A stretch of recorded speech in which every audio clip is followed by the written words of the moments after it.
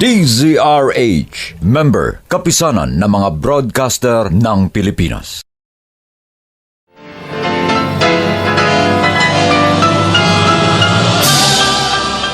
Buong karangalang inihahandog ng DZRH para sa bagong milenyo ang isa pang magandang dula mula sa panulat at direksyon ni Salvador M. Royales. May pangako ang bukas. Ipinain mo ako sa demonyo! Araw-araw pakiramdam ko ang dumi-dumi ko dahil sa kalapastangan na ginawa niya sa akin! Minsan ayoko na magising dahil sa takot na maulit na naman ang isang masamang bangungot. At ang lahat ng ito dahil sa iyo! Ikaw ang nagdala sa akin sa impyerno kinalalagyan ko! May pangako ang bukas.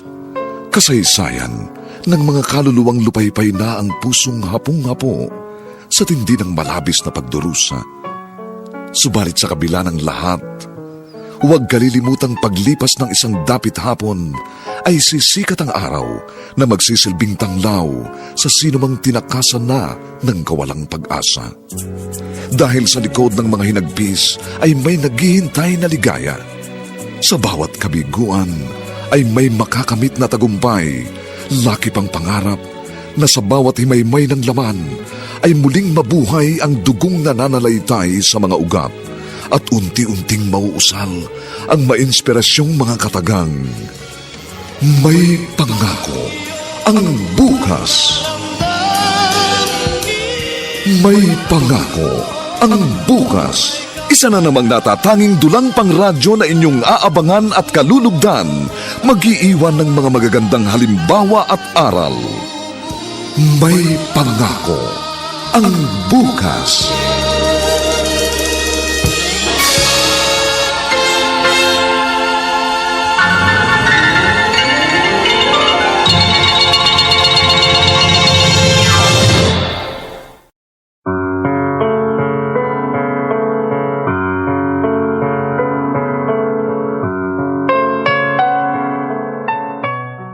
Magandang umagang muli sa inyong lahat mga giliw naming taga-subaybay. Narito na po ang huling kabanata ng ating tampok na kasaysayan sa linggong ito, pinamagatang Ikaw ang nagdala sa akin sa impyernong kinalalagyan ko. Dito pa rin sa ating natatanging dulang, May Pangako ang bukas.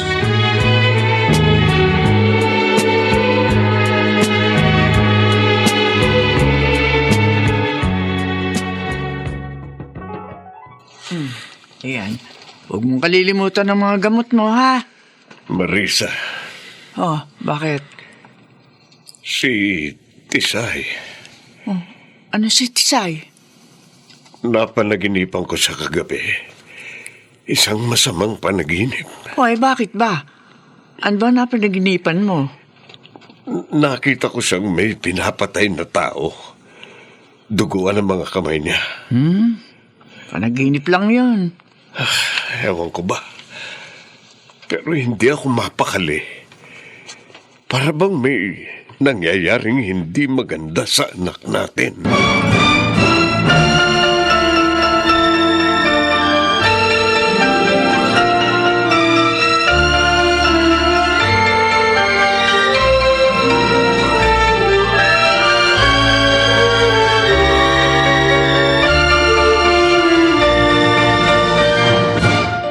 Oh, bakit ka naparito sa akin, Ligaya?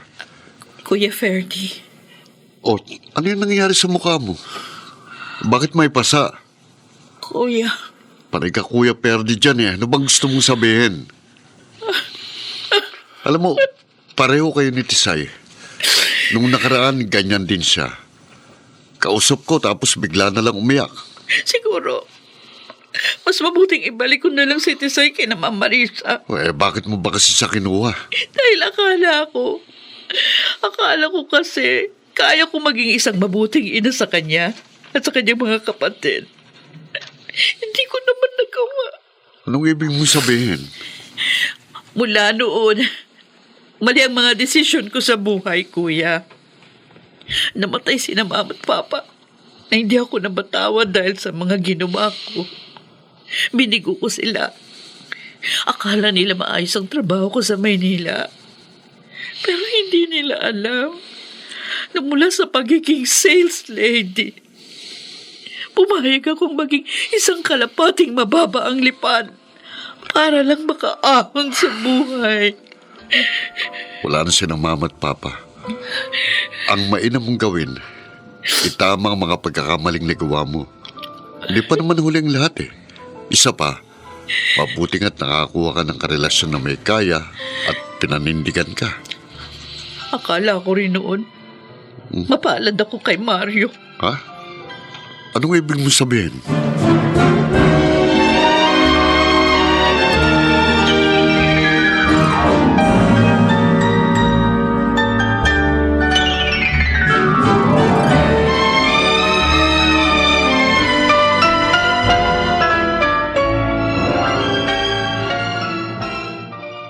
Nasaan na ba yun? Ang alam ko may baril si Mario. Sigurado ko dito niya yung tinago. Hindi naman niya yung dinadala sa talya. Dito sa drawer. O dito sa isang drawer. Oh, may kandado. Siguro nga naririto. Mamaya pag uwi niya, kukunin ko yung mga susi. Tiyak na naroon ang susi ng kandadong ito.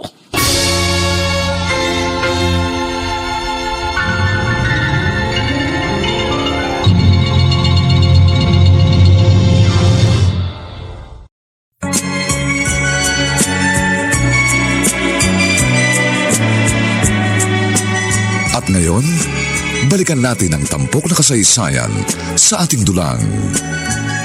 May pangako ang bukas.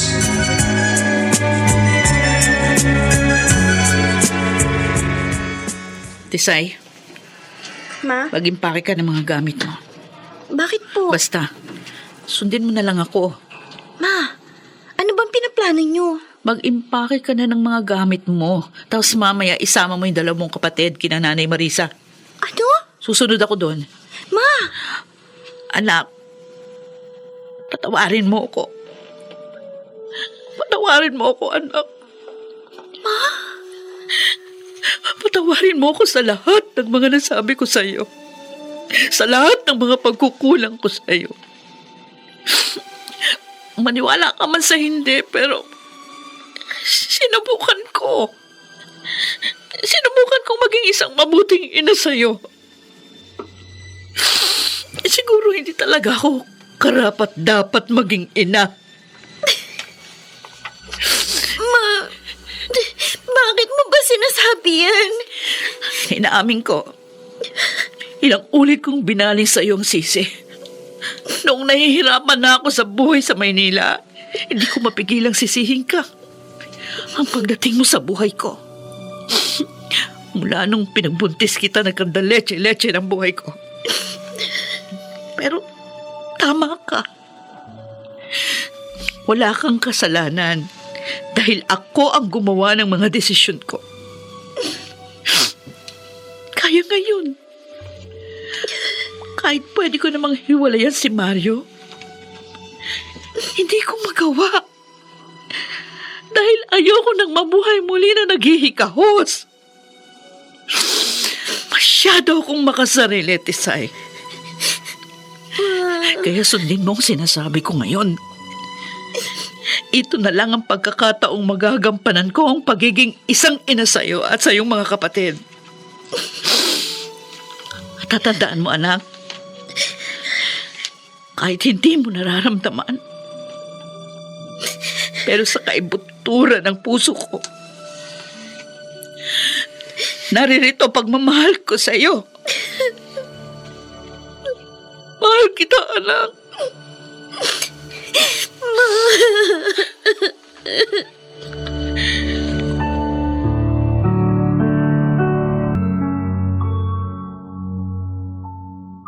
Nay, Tisay!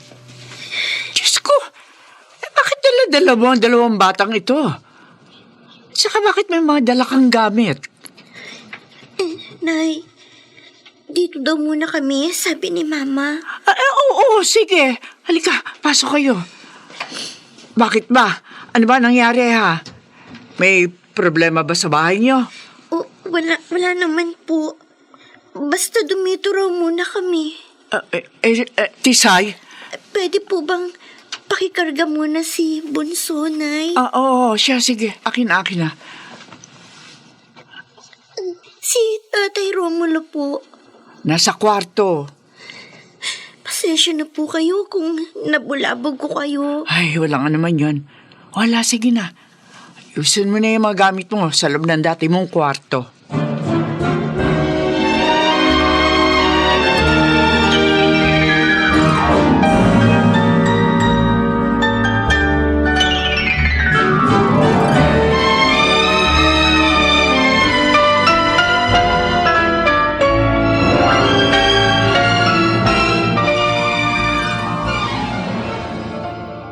Tisay!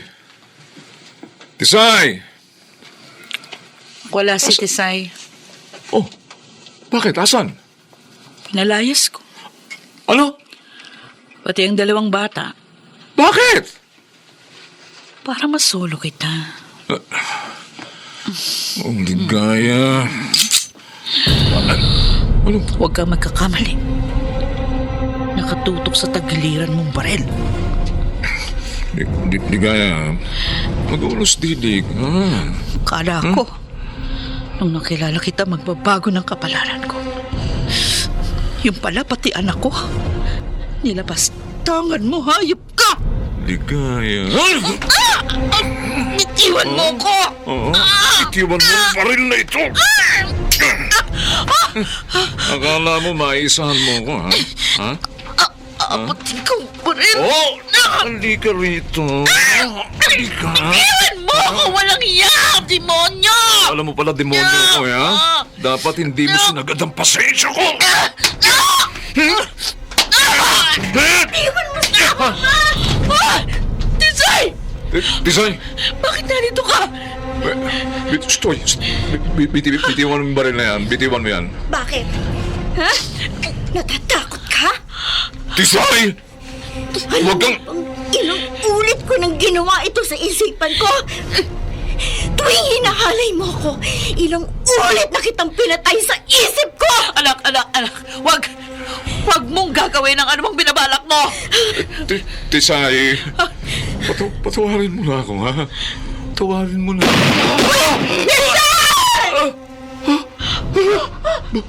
Buhay pa ako! Buhay pa ba ako? Tumakbo ka na! Sa susunod na kalabitin ko ito, sa impyerno ka na magigising!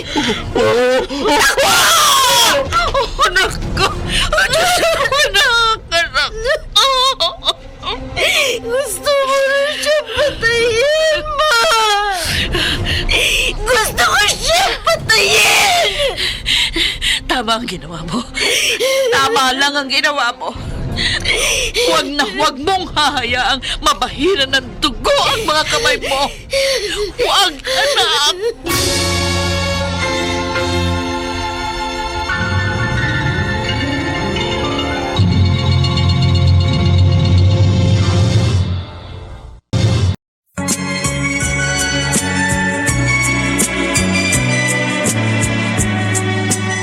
At ngayon, balikan natin ang tampok na kasaysayan sa ating dulang.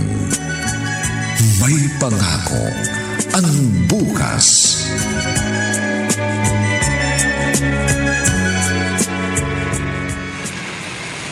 Teka, si Mario yun ah. Ang bilis ng takbo ah. Kuya Verde! Bakit tumatakbo yun? Oo! Huwag kang tatawid! Masisikan! Mario! Mario!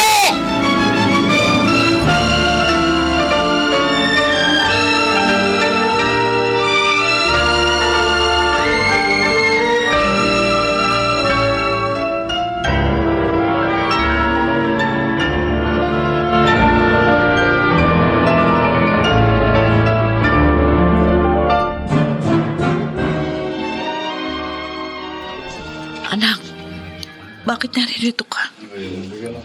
Gusto ko siya makita, Ma.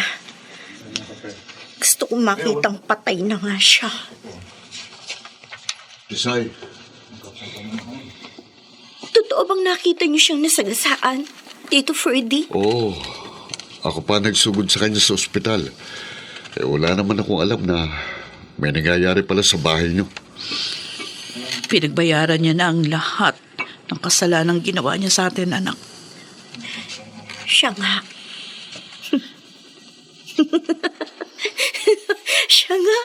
Siya nga ito. Tisay, Siya nga ito, Ma!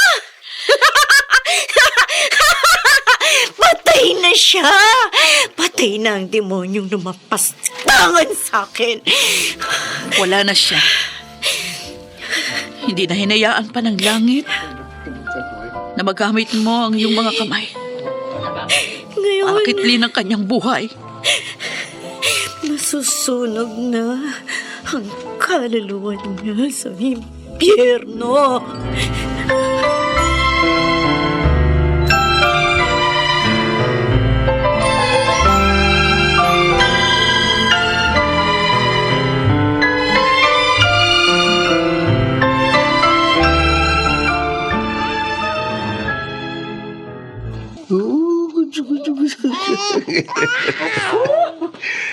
Wiling-wili ka na naman yan sa bata, oo. Naaalala ko si Tisay nung bata pa. Ganito rin siya kabungis-ngis. Oh. Teka muna, uminom ka na ng gamot mo. Oh. Yung mag-ina, kailan sila uuwi rito? Ay, tumawag kanina si Ligaya. Oh, Baka raw sa susunod na buwan pa. saan ba talaga sila nagpunta? Ang alam ko, inasikaso nila yung mga claims ni Mario. Wala naman pala yung kapatid. Wala na ring magulang. Kaya baka mapunta sa kanila yung mga ari-arian niya. Mukhang kapalaran talaga natin ang mag-alaga ng mga batang hindi naman natin anak. Pero nakakatuwa naman, di ba? Oo nga. Si Tristan, asan? Ay, oo nga pala. Tristan! Nako. Ayun, oh. Ayun, naliligo doon sa gripo sa labas. Tristan!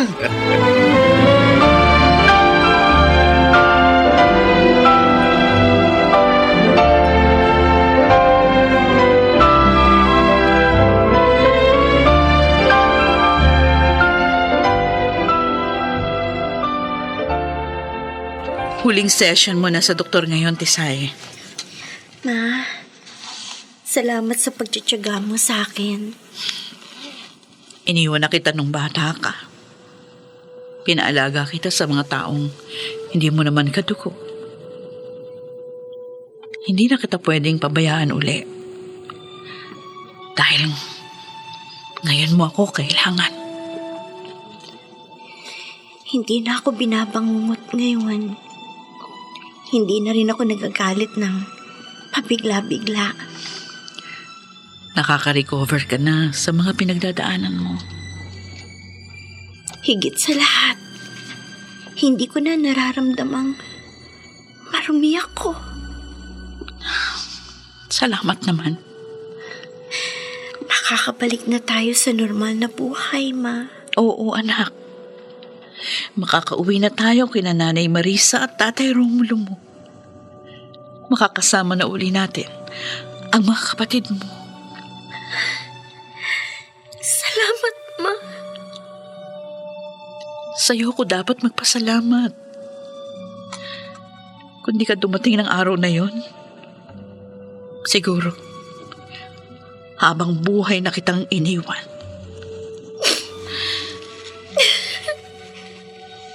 Napakatapang mong tao. Kahit ngayon, gumaling ka sa traumang pinagdaanan mo dahil matapang at lumaban ka. Dahil alam ko, hindi pa katapusan ng lahat, Ma. Anak, Dahil alam ko, may pangako ang bukas.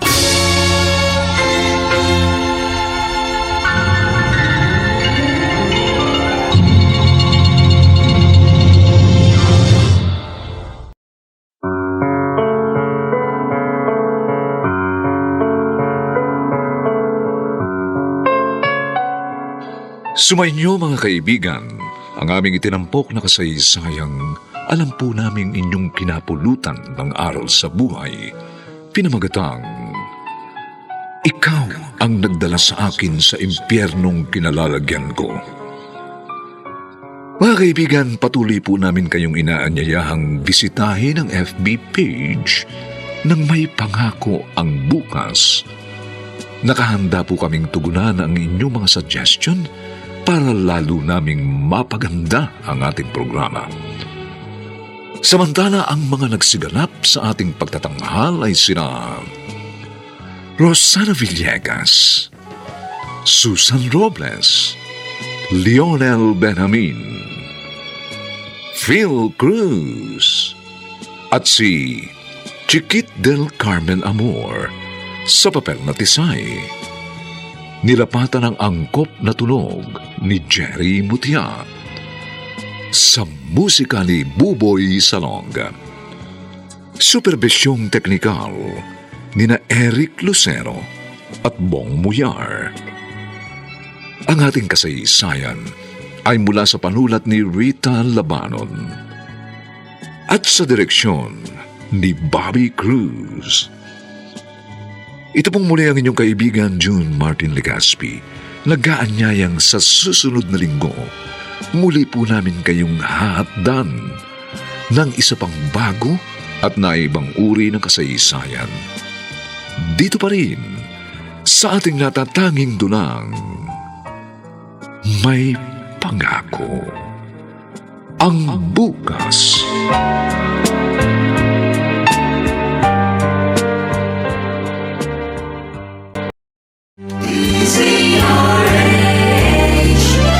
DZRH, member, kapisanan ng mga broadcaster ng Pilipinas.